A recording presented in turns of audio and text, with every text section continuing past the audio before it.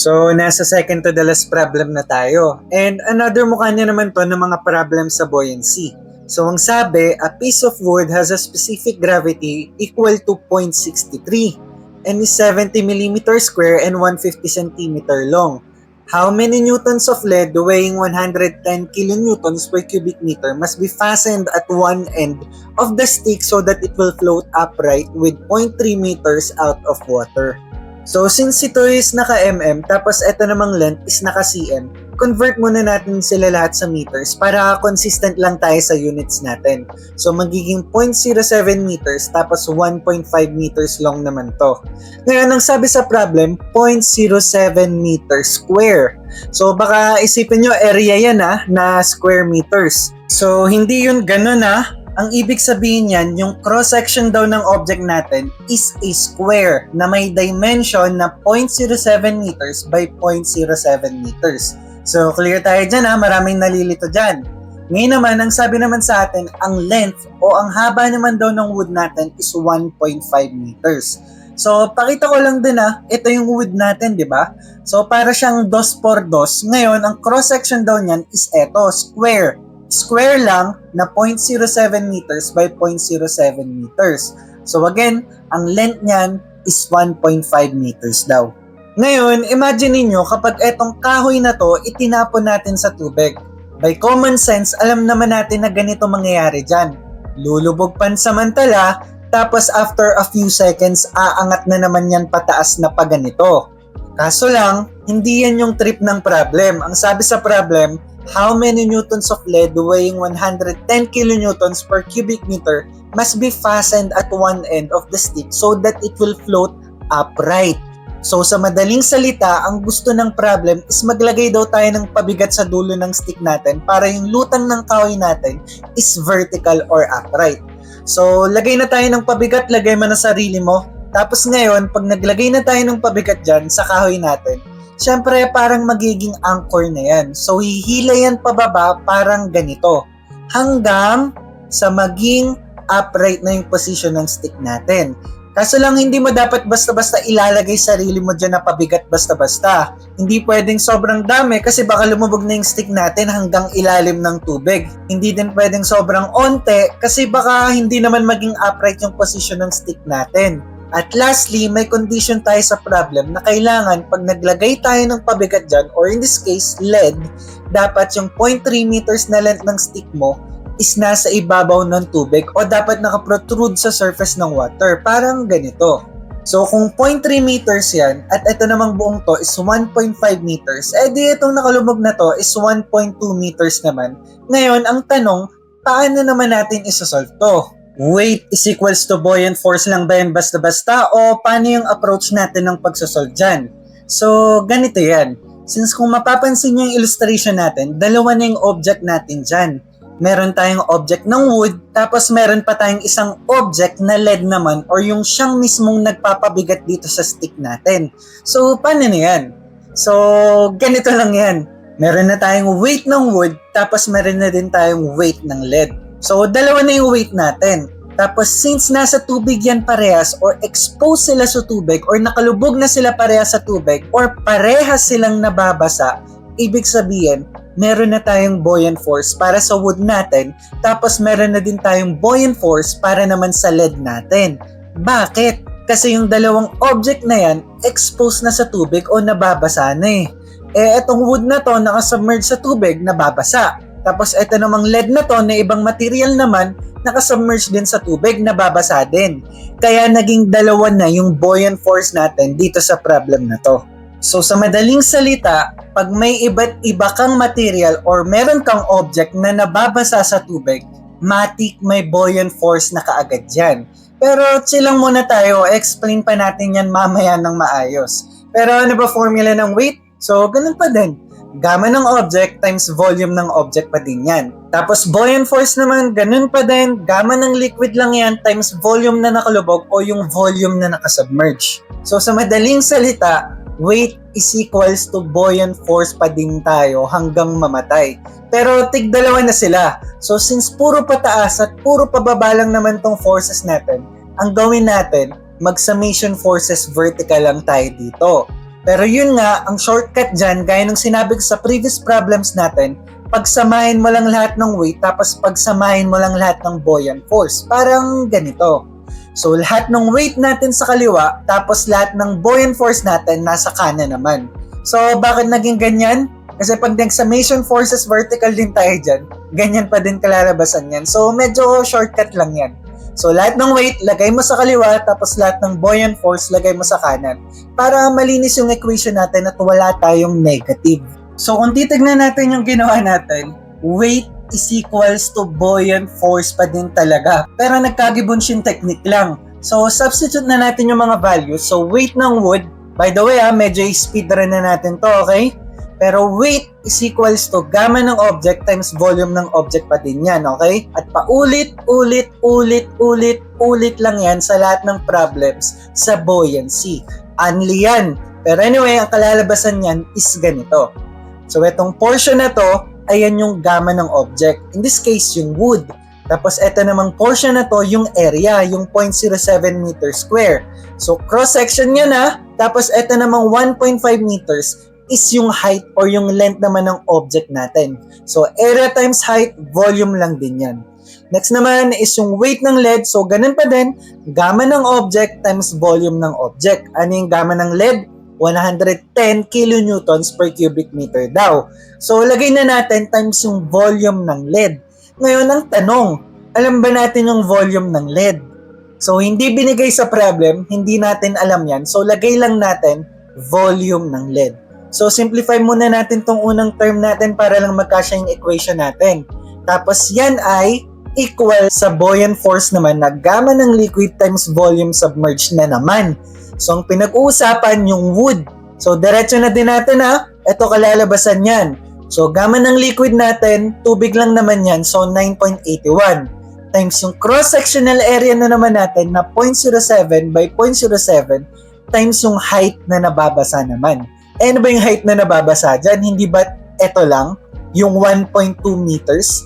Kaya 1.2 meters yung height plus yung buoyant force naman sa lead. So, ulitin ko pag buoyant force ang pinag-uusapan, palaging yung gamma ng liquid times volume submerged na naman ulit. Kasi baka lagay nyo yung gamma ng lead. So, para sure lang tayo. So, sa sinabi kong yan, dito sa buoyant force natin sa lead, ano gagamitin natin? Yung 110 na kilonewtons per cubic meter ba? O yung 9.81 na unit weight ng liquid? So, ulitin ko for the last time. So, weight is equals to buoyant force. Yung weight or yung nasa kaliwang equation natin is purely para sa object natin yan. Yung nasa kanang equation naman na buoyant force, purely yung related lang sa tubig or liquid natin. So, kung purely related sa tubig, edi gamma ng liquid times volume na nakalubog o nababasa. Ano ba yung gamma ng liquid natin? Again, tubig lang yan. So, 9.81 times volume ulit ng lead na nakasubmerge sa tubig. Kung titingnan natin yung illustration natin, yung buong lead natin is nakalubog sa tubig. So, bali kung ano pala yung volume na nakasubmerge o nakalubog, ayun na din pala yung volume ng lead or yung total volume ng lead natin. Kasi nga, yung buong lead natin, yung nakalubog or nakasubmerge sa tubig. So, lagay na natin. Ngayon, kung titignan natin yung nabuo nating equation, isa lang yung unknown natin, which is yung volume ng lead. So, masasolve na pala natin agad yan. So, kapag sinimplify natin yan or sinip-solve natin, ang value ng volume ng lead natin is equal lang sa 0.001223434 cubic meters. Ano bang hinihingi sa problem? Ang sabi, how many newtons of lead daw? Since Newton pala yung tinatanong, ibig sabihin, force lang pala yung hinahanap sa atin. Kumbaga, tinatanong lang sa atin kung ano dapat yung force or yung weight ng lead natin para merong mag-protrude sa water surface natin na 0.3 meters at mag-float yung stick natin upright. So, ang tinatanong sa atin, weight ng object. So, ano na next na gagawin natin? So, di ba, meron sa ating binigay na unit weight ng lead na 110 kilonewtons per cubic meter daw, na para nga yan sa lead. Tapos meron na din tayong volume ng lead na kakasolve lang din natin na eto nga. Ano bang formula ng gamma or ng unit weight? Hindi ba't ang unit weight is equal lang sa weight over volume? E di kung ganun pala, salpak na lang natin yung mga alam nating values. So gamma no 110, salpak na natin yan. Equal daw yan, so weight over yung volume naman nakakasolve pa lang natin. Tapos simplify lang natin, magiging ganito itsura ng equation natin. So magiging sagot natin para sa weight is 0.013457789 kilonewtons. Tapos tingin sa choices, umay naka-newtons. Ang nasolve natin is in kilonewtons. So multiply muna tayo ng 1,000 dito sa final answer natin. So pag ginawa natin yan, ang magiging sagot natin is 13.4577839 newtons. Tapos tingin ulit tayo sa choices. So ang sagot ay A. Pero ngayon, pag-usapan pa natin tong figure natin, no? Kasi itong mismong question na to, may mga sariling cases din to at i-discuss na din natin dito yan. So, ang gawin muna natin, linisin muna natin yung illustration natin. Disassemble muna natin tong mga nakakabit sa kanya ng mga weight at dimensions. Ngayon, isipin nyo, imbis na wood tong object natin, gawin natin tong isang cylinder or kumbaga parang drum ng tubig, parang ganyan. Next naman, kabit ulit natin yung mga LED natin sa ilalim ng cylinder, parang yung kanina lang. Ngayon, syempre meron tayong weight ng cylinder, tapos syempre yung cylinder na yan exposed din sa tubig or nakalutang sa tubig or nababasa. So matik, may buoyant force din tayo dyan para sa cylinder. Ngayon naman yung LED na yan, syempre meron ding bigat yan. So meron tayong weight ng LED. Ngayon, isa puso nyo to ha. So since yung LED nga natin is nababasa o naka-expose din sa tubig, matik, meron din dyang buoyant force. So, same process lang din pala dun sa sinagutan natin kanina. Ngayon, sa ganitong type of problem sa buoyancy, meron pa kasing isang case to. Paano naman kung yung LED naman natin is hindi nasa labas ng drum, kundi nasa loob na siya ng cylinder or ng drum natin, tapos hindi naman nababasa yung LED sa loob. So, paano naman to? Paano na yung mga forces natin? So, syempre, meron tayong object na cylinder, matik, meron pa din tayong weight ng cylinder. At, since nakalutang pa din siya sa tubig or exposed pa din siya sa tubig, meron pa din tayong buoyant force dyan para sa cylinder. Ngayon, meron pa tayong isang object, di ba? Yung LED. Isasama pa ba natin yan? Syempre, isasama pa din natin yan dahil meron pa din siyang ambag na bigat o ambag na weight. So, meron pa din tayong weight ng LED. Kaso lang, ang tanong, since nasa loob na nga ng cylinder yung LED natin, hindi nababasa ng tubig or hindi exposed sa tubig, meron pa ba tayong buoyant force dyan? So, ang sagot, wala na. Hindi naman siya exposed sa tubig eh. Kumbaga, hindi naman siya nababasa. Detong buoyant force natin para sa LED natin, wala na. Hindi nakasama kasi nga hindi naman nababasa. So, ulitin ko ha. Pag nababasa, may buoyant force. Pag nasa loob at hindi nababasa, walang buoyant force. Dahil, pag nasa loob, hindi naman siya nababasa, di ba? So, X na yung buoyant force sa LED, okay? Tandaan nyo na yan, ha? Dagdag kaalaman din yan. Lumalabas yan sa mga problem sa buoyancy. Kaya isa puso nyo na din yan. Tapos, try nyo ulit sagutan to for mastery hanggang masanay na masanay kayo at ma-practice na ma-practice kayo dito. Ngayon naman, proceed na tayo sa final problem. Paano naman pag dalawang liquid na yung pinaglulutangan ng object natin? Ano na yung gagawin natin? So, paano na sasagutan to? So, huwag kayong mag-alala, madali lang to, kayang-kaya nyo pa din to. Pero, ganito takbo ng problem. Meron daw tayong block ng cross-section ay 12 feet by 12 feet. Tapos, etong height daw na to is 9 feet. Tapos, ito naman daw portion na to na nakasubmerge sa specific gravity na 0.8 or kung kabisado niyo yung SG na yan, oil yan. Ang height naman daw nito is 3 feet. Tapos, etong portion naman na to or height naman na to is tinatawag na H. Which is, sabi nga sa problem, ay yung pinapahanap na value sa atin. Ano daw yung height ng object na to na nakasubmerge sa water. So, baka lang nalito kayo sa illustration ha. Pero pag drawing natin yan na pa 3D, ganito magiging itsura niyan. Disclaimer lang ha, hindi naka-scale to, pero ito yung 12 feet by 12 feet, tapos ito naman yung 9 feet.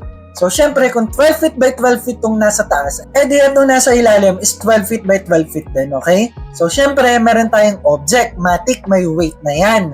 Pero medyo pinadali na yung buhay natin. Binigyan na tayo ng value ng weight na 35,000 pounds nga daw. Tapos eto din daw yung mga choices.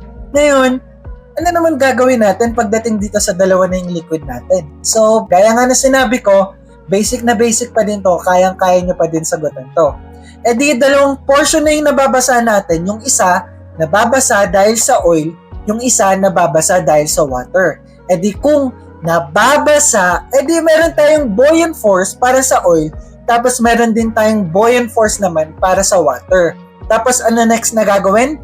E di weight is equals to buoyant force na naman tayo. Pero gaya lang ng ginawa natin sa previous problems, lahat ng weight, lagay natin sa kaliwang equation. Tapos lahat ng buoyant force, lagay natin sa kanang equation. So parang nag-summation forces vertical lang tayo pero shortcut na natin. At masanay na kayong ganyan na nasa kaliwa palagi yung weight tapos nasa kanan palagi lahat ng buoyant force.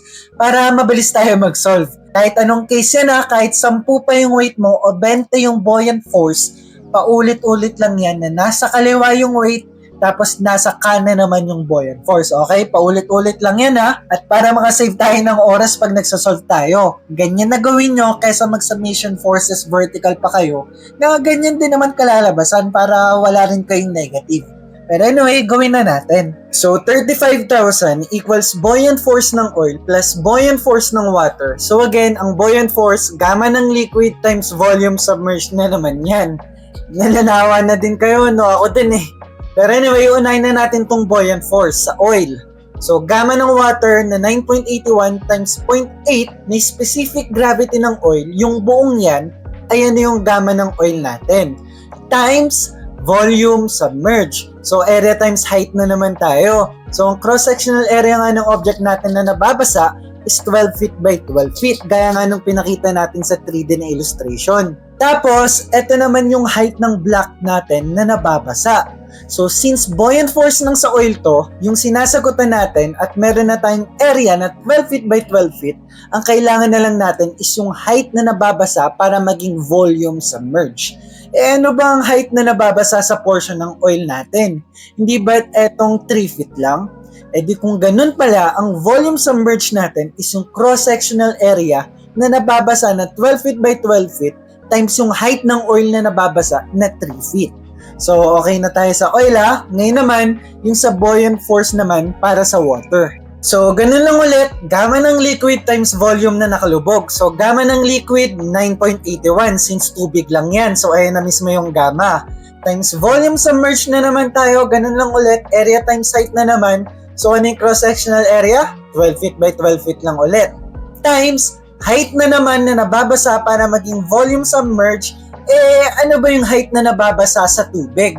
Hindi ba ito yan, yung H, yung pinapahanap mismo sa problem?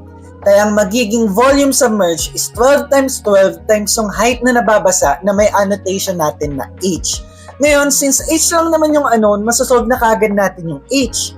At yung value ng H natin ay 22.37875,184. Tapos tingin sa choices, ang sagot ay A.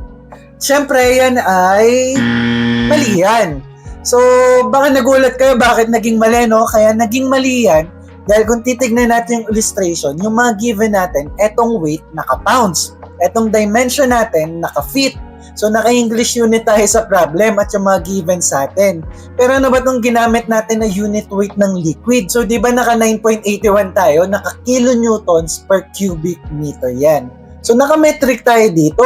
Pero yung ibang units natin, naka-pounds at feet. So, hindi tayo consistent. Naka-English yan. So, dapat kung metric, metric. Kung naka-English, English. Kaya tayo naging mali. At kung hindi mo napansin yun habang sinasolve pa lang natin o nilalatag pa lang natin yung solution, isa ka sa posibleng magkamali sa ganitong problem. So, para maiwasan, kailan ba madalas nangyayari itong mga ganitong klaseng pagkakamali? Nangyayari to kapag yung sunod-sunod na tanong na sinasagutan mo, puro naka-metric, di nasanay ka na puro naka 9.81 yung gamma mo.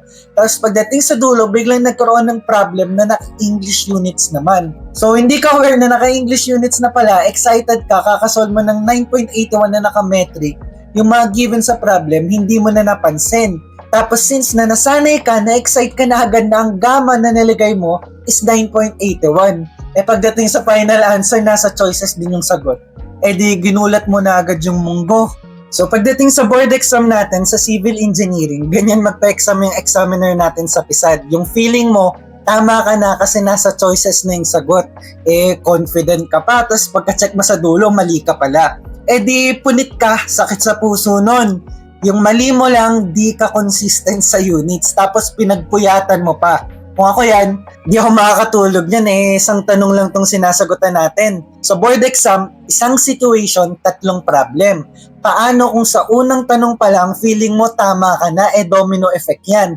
Magkakakonekta yung mga tanong dyan, so kung sa simula pa lang, feeling mo tama ka na, ang laki ng chance na pati yung pangalawa at pangatlong tanong sa problem, mali ka na din. So, iiyak ka na lang talaga. Paano kung 1 point na lang papasa ka na sa quiz mo, exam mo? Di ka talaga makakatulog niyan.